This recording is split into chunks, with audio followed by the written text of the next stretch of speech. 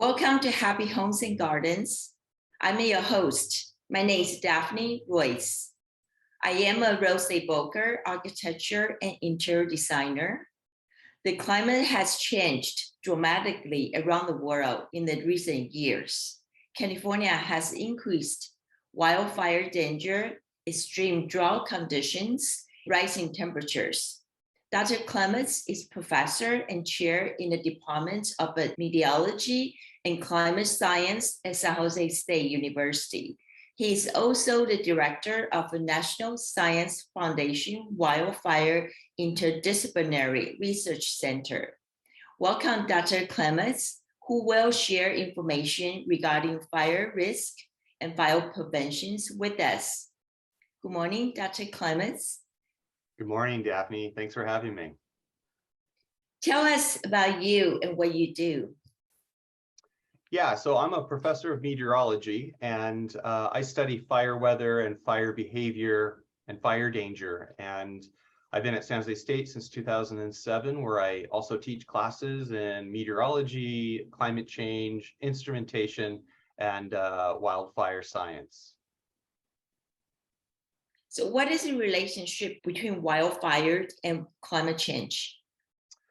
Well, as we see more and more, wildfires are getting more severe and more frequent around the Western US, and particularly in California. It's something that we just have to deal with more and more as our summers get hotter and hotter. And so what we found and what the scientific community has found is that as climate change is occurring, the northern hemisphere and most of the planet has warmed a degree Celsius over the last 40, 50 years.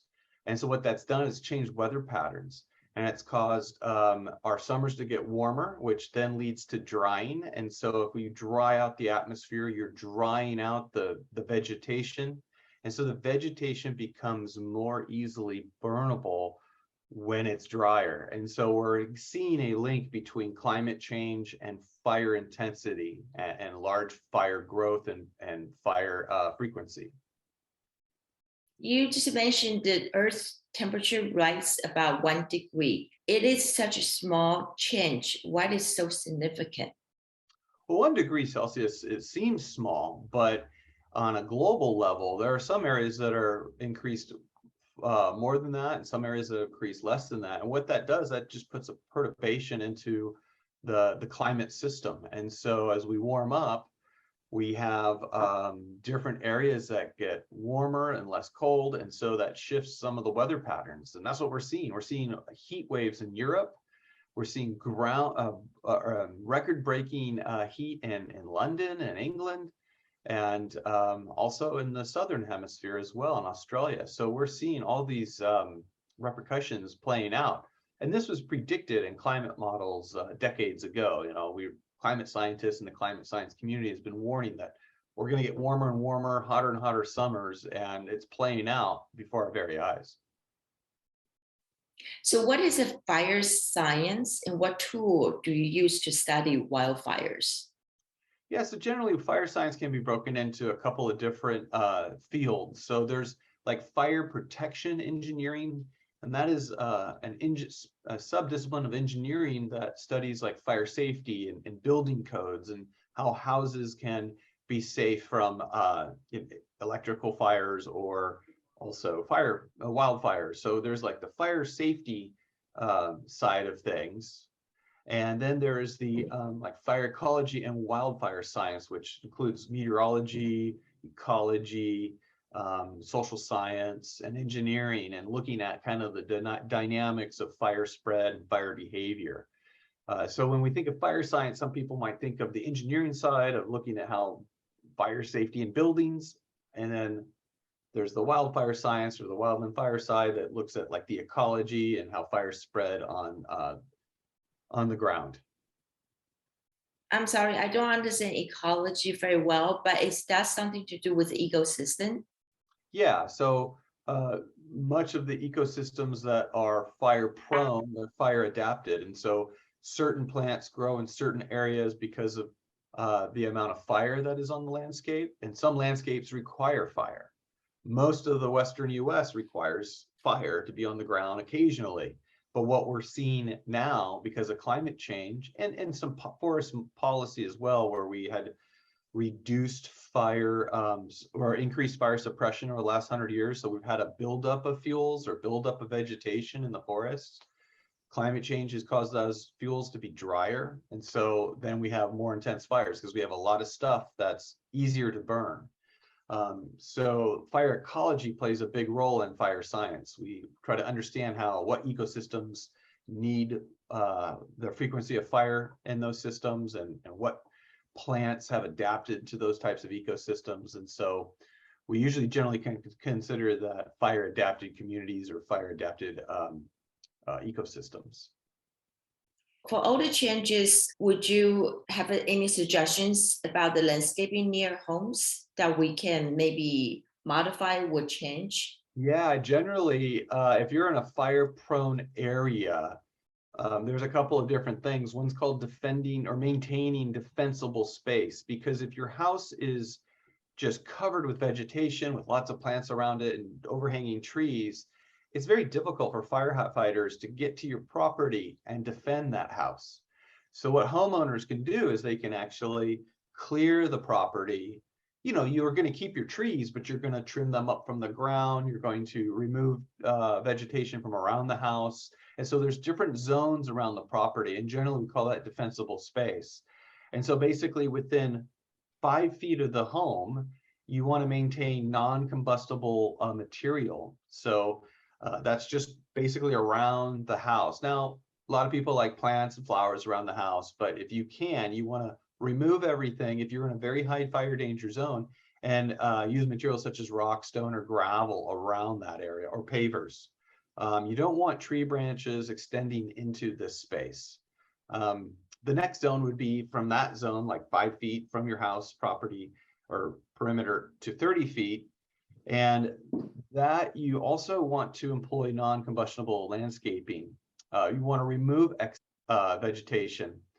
You can leave plants in place, obviously, but you want to keep them trimmed, and you want to reduce any large areas that could be combustible, such as sheds and other things. One thing that people really should consider is their rooftop. And we can talk about the materials later, but you have to keep your roof and gutters clean if you have overhanging trees. That's one thing that we saw in a lot of these big fires, like the Camp Fire. The eaves and the gutters were filled up with pine needles, so that when embers fell on the roof, even though the roof was fireproof or wasn't combustible, made out of the approved material, the house caught on fire because there was a lot of dead needles on the roof. So keeping your rooftops clean as well. Another thing about in that intermediate zone out to 30 feet is you want to keep the canopies of the trees, the branches, you want to trim them up at least 10 feet away from the structure, and maybe keep those trees 18 feet or so apart so they can't ignite one of each other. So you want to space the vegetation out as much as possible, but you still want to maintain shade on your property and beautiful trees. So it's kind of something that you just have to think about, like, well, I can remove that tree, I can trim these shrubs, I can clear everything around the house, but I want to maintain these larger trees here, so you can keep them trimmed up. And then further, if we think about out to 100 feet, which is our defensible space goes out to 100 feet around the property. That's where you want to remove excess vegetation, and you only want to have plants that are have a reduced in fire ignition, so maybe some native plants or something. You also want to use low fire risk ground covers in that area, and you want to make sure those canopies of the mature trees should be at least 12 feet apart, because that's kind of farther distance away from the home. So there's some basic rules called FireWise, and you can Google FireWise communities or FireWise defensible space, and it comes up with lots of different graphics that should be very easy to see. So another thing is, basically, you want to have your driveway accessible with the address visible, because firefighters want to be able to get access to your house. If you have low overhanging trees on your driveway, it may be very difficult for an engine to get in there. And if they can't get in there, then they're going to drive to the next home that's defendable. So you need to make your house defendable. If you have storage sheds or wood piles or fuel tanks, you want to keep those out past 30 feet from the home. You want to have at least 100 feet of garden hose attached to the house. So in case you are there and you can actually access, put out spot fires if there's fires around the property. And you also want to maintain a chimney that's screened and clean. So you don't actually use your chimney and start a fire on your roof or on your own property. So thinning and pruning trees around your house is really important, and trying to maintain a 5-foot buffer against the actual perimeter of the home. So those are kind of things you can do with the landscape. And there's, again, if you go to firewise.org, that's a national website that gives you all these tips and some other tips to use around the house. So what is the best time for homeowners to start to prepare for their landscapings? Generally anytime, but usually in winter, you want to make sure, if you do this once, then you just maintain the property. So, as you do your landscape maintenance. So it's pretty, but if you don't have a Firewise landscaping around your home right now, the sooner the better you can do it. And getting a crew in there to trim the trees, remove any kind of vegetation that needs to be removed. And that's something that you can do anytime. But generally, once that's done, then you just maintain it like you would a regular yard. Can you talk about the normal historical fire seasons in California and what is now? Well, yeah, I mean, there's a lot of discussion in the science community or wildfire science community that, fire seasons, there is no more fire season because we have fires all year round. And that's partly true, but we do have a fire season in California, depending on the winter. If we have a wet winter, that really offsets the early fires that we can get. We are seeing that the fall is extending later and later, so we're not getting our normal fall precipitation or rain. And so if we don't get our rain in October, which is typically our climatological norm, then we can get big fires in October and even in November, like the Camp Fire in 2018. So our fire seasons are kind of extending, but it also depends on the previous winter's precipitation.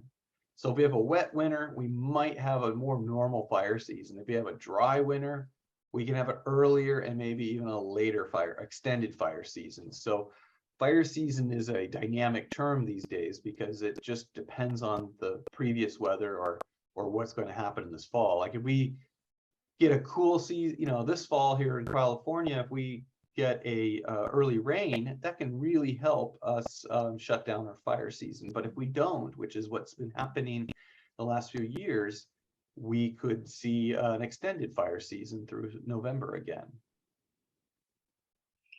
We had a recent fires since 2017, 2018.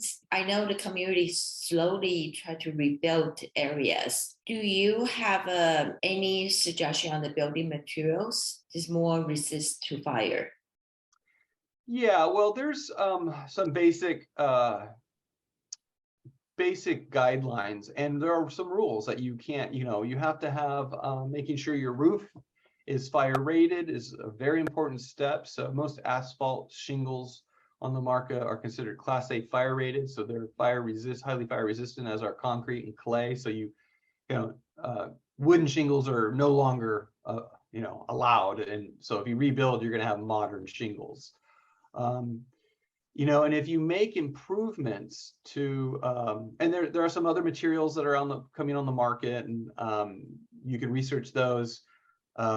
For walls and such, but in California we have to have wood structure homes because of earthquake, and so you can get different types of siding that are more fire resistant, and you can get different vents. You have to have your eaves vented, so You can get vents that won't allow embers to actually enter into the home, because a lot of fires, actually, a lot of houses burn down when a small ember gets up into the crawl space or the attic of the home.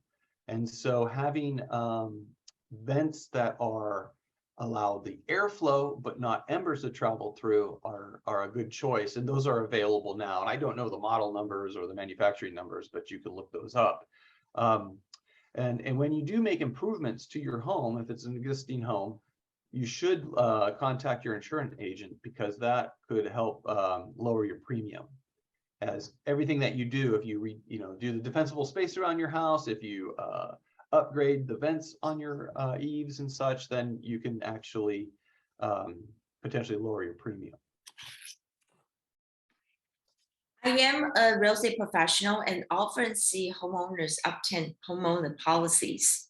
Most people just pay their premiums, do not carefully review their policies. From your point of view, how often should homeowners revisit their insurance for the proper coverage? And how about renters? Do you have any input on this?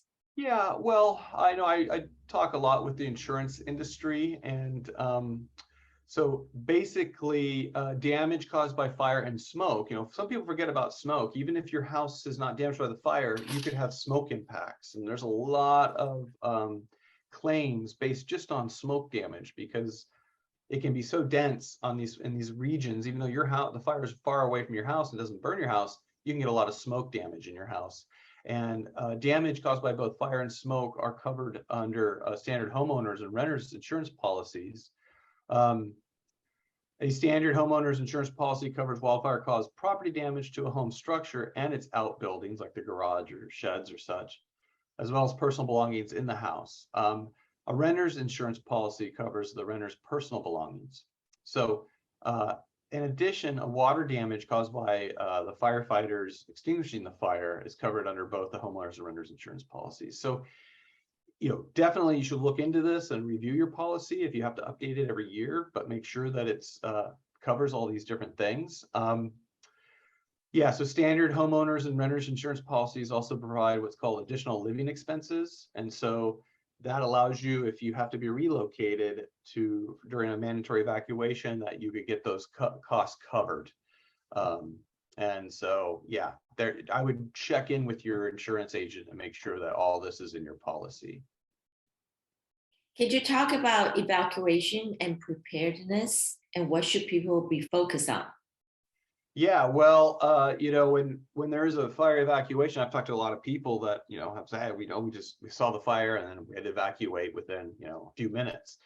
And you should, if you live in a fire-prone area, you should have what's called a go bag. You should have extra medication in there, your contact numbers for family and friends. You should have cell phone chargers. You should have bottled water, and maybe some power bars or some snacks that you could just keep in a duffel bag or some sort of bag.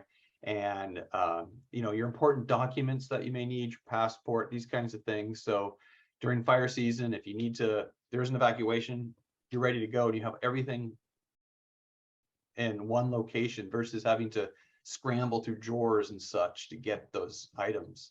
So having that, and then also getting out as quick as possible, and making sure that the evacuation route. Generally you'll be guided, but a lot of times it's smoky, and so you need to be able to get through the neighborhood and drive carefully to get to a safe location. If you have multiple family members that live in the home, you might have a place located somewhere, in a safe location, well far away, that's where we're going to meet. Or that may not, if the fire is really large, that may not be possible. But these are some ideas. And again, if you go to firewise.org, they have a lot of these tips on their website. Do you have information about how people should deal with the smoke during a wildfire? Yeah, so if you're in an area, the Bay Area, we've been kind of lucky this year so far. We're entering August, which generally we should probably see some more larger fires burning and a lot more smoke impacts. If you're elderly or suffer from asthma or any other respiratory illness, you should really stay indoors. Everybody's used to wearing masks now, so maybe try to find a PM 2.5 mask or one of these higher quality masks that we were used to using during COVID. And so wearing a mask even indoors, if your house doesn't have a good filtration system or air conditioning system, keeping your windows closed and just limiting exercise outside. And usually these episodes depending on your location, in the Bay Area, they don't last for more than a week or so, and then we get maybe some clean air coming in, and then people can relax, and then it might happen again. And it could change on the day-to-day basis. You could be really smoky in the morning, and then it might be clear in the afternoon, and then it might be smoky again at night. And that's just a function of the local meteorology moving the smoke back and forth through the Bay Area. So being prepared with masks, being able to stay indoors, not exercising outside. So Dr. Clements, can you tell us what tool the scientists use to study wildfires? Yeah, well, studying wildfires is becoming more popular in the scientific community, with different fields in science addressing the problem in wildfire. There's a number of different tools that different groups of scientists are using. I'll tell you a little bit about what we do here at San Jose State and what the general tools that folks use around the world.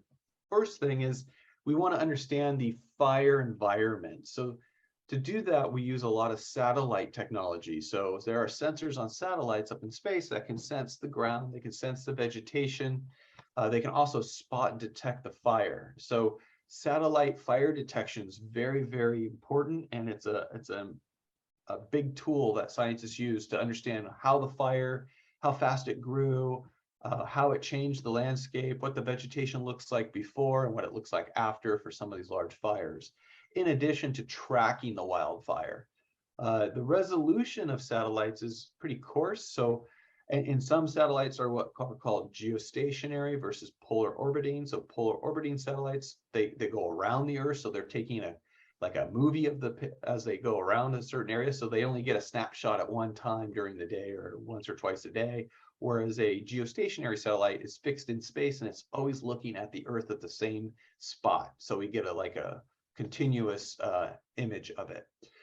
So these satellites, their resolutions are pretty low. So what we can also do, and what scientists do, including San Jose State, is we have very fancy infrared cameras that we mount in aircraft.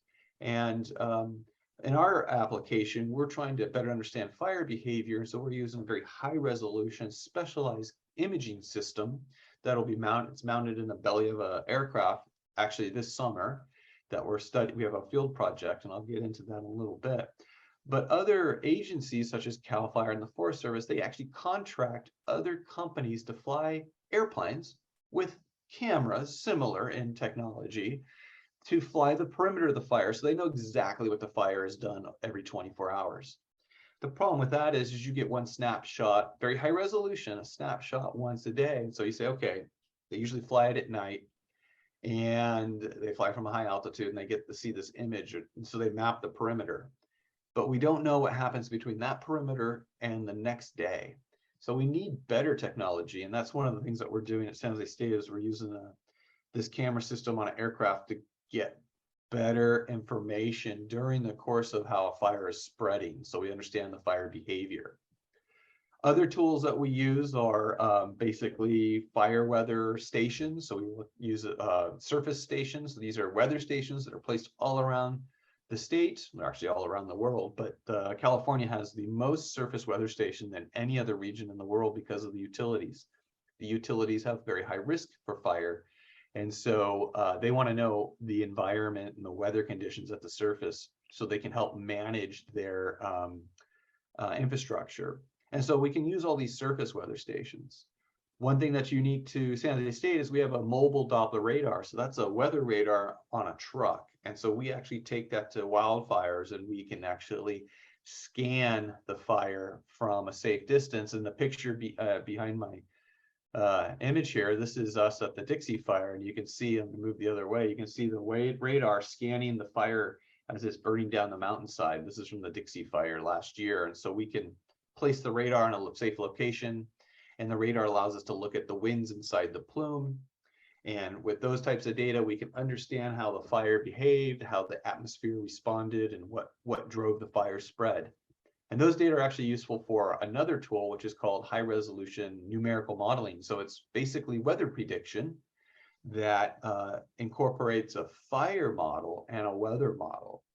And as you've heard and what we've seen is that, fires create their own weather. They put up big plumes, they create their own thunderstorms and big clouds, which then change the winds around the fire, making them, much more dangerous and less predictable. And so the modeling tools that we call them a coupled fire atmosphere model. It allows us to use a fire model, which generates the heat of the fire and the fire line and the spread of the fire, and puts that heat into the weather model. And then the weather model responds by generating these fire-induced or fire-caused circulations. And so then we can model how the atmosphere and the fire are interacting over the terrain and through the canyons and through the vegetation. And so to understand if that model is doing really, really well, if it's accurate, we need to have satellite data, which we ingest into the model in real time. We need to have surface weather stations, which we ingest into the model to tune the weather prediction side of it. And we also have to have some of these profiles from the radar. And we have other techniques such as using drones to map vegetation. We have another tool called Doppler LiDAR. It's actually like a radar, but it uses a laser beam. And it's also truck mounted, and we take that to wildfires, and we can measure the winds and we can measure the smoke layers and such with that. So that gives us an idea of what the winds are doing outside of the fire, while the radar measures the winds inside the fire. So, all these new tools are, basically have been the groundbreaking research here at San Jose State. And so we kind of started this over a decade ago using these tools on active wildfires. And now we're integrating that into more of our modeling capability here as well. So the scientific community is building new tools and new sensor systems for aircraft, satellite, and such. And so in the next few years, we're going to see even better observations of the fire, of wildfire. And that should help us with our modeling and prediction, because fire modeling and wildfire prediction is just kind of, even though it's not in its infancy, it's been around, there's newer technology that needs to be leveraged so we can get better predictions for saving lives and property in the future. So is it your tool study for wildfires and also this control bird wildfires? Yeah, we use these tools for also what we call prescribed fires, because we need to put prescribed fire on the landscape. So prescribed fire is a intentionally set wildfire. It's not a wildfire. So a wildfire is a fire that's out of control. A prescribed fire is a fire that's been put on the landscape to manage the ecosystem, remove the dead fuels. And a lot of ecosystems need low intensity fire every few years to remove the fuels, clear out the understory of the forest, and that helps us reduce fire risk in the future. So we actually use these modeling tools and the measuring tools to understand the environment when we do prescribed fires. There's lots of prescribed fires going on around the Bay Area. Usually it's CAL FIRE and the state parks that are managing those fires, and they only burn a few acres at a time, maybe up to 100 acres in the spring or winter. And so that really helps reduce wildfire risk in the future. And we should really start to expect more prescribed fire, because it's the only way to really do a large scale fuel reduction program in our forests. We can't cut down all the trees. We can't remove all the brush. The best way to do is allow a fire to burn through the forest unimpeded under the most right conditions, so it doesn't actually get out of control and become a wildfire, but it actually burns into something beneficial to the ecosystem. Do your information also work with the fire department to let people know when is the time to evacuate? We don't generally we don't do evacuation information or notifications. That's generally an agency's responsibility, emergency management agency's responsibility. When there is a fire, we have a model, we run the model, it's on the website. So fire management agencies such as CAL FIRE and the U.S. Forest Service can access the model to look at where the smoke's going to go, where the fire is going to go, and the best case situations, or all the models have pros and cons. And so they use a number of different tools. But then we also can deploy to wildfires to provide extra support. A lot of times when we get asked to go to a fire, it's to help support smoke management, because we have the tools that measure smoke up in the high atmosphere. Or it's also just to measure the winds above the ground, so we can go and help provide those data to the fire incident command team. And so and then another time is when we actually deploy to wildfires for our own scientific interests. We want to collect data for a purpose or for a scientific study. So we kind of leverage both the needs of a fire management agency and the needs of what we're trying to do in our scientific program. So for many of you don't know, I actually took Dr. Clements' meteorology class in 2009, and he was an excellent professor. Oh, thank you. Yes, I remember Daphne in my class, and she was the top student. So there we go. But that was long ago. I was much younger and more engaged, I guess. Now I don't teach as much because I'm more of a management and director role, so I don't get into the general education classes as much as I would like to. However, San Jose State has developed, or I helped build this with my new faculty, a new wildfire science minor degree. So, we have a climate science general education class. Now we have a wildfire science class. It's called it's called Wildfire and the Earth System.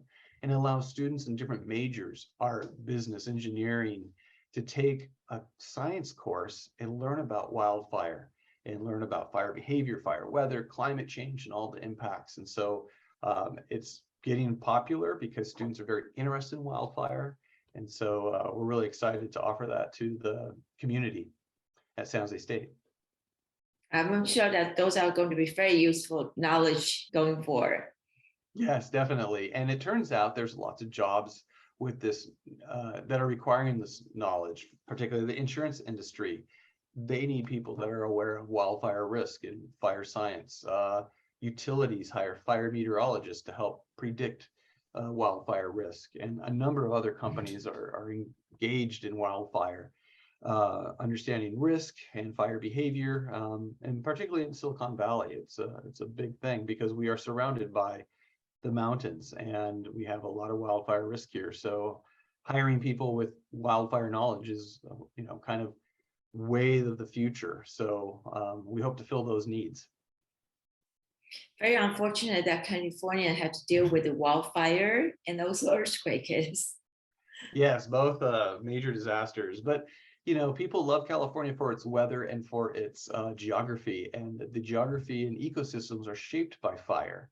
So because of climate change, the fires have gotten worse. So if we can, kind of fix our forests, fix our ecosystems with prescribed fire and better managing wildfire on the landscape, we'll be able to get California back in shape so we can enjoy it again. And people like warm, dry weather, and warm, dry weather leads to dry fuels. So it's kind of one of those things that you like the weather, but that's fire weather. So hopefully we can get our forests in shape and really reduce the fire risk in our communities. Thank you so much, Dr. Clements, for your informative interview today. Thanks for having me, Daphne. It was great to see you. Thank you.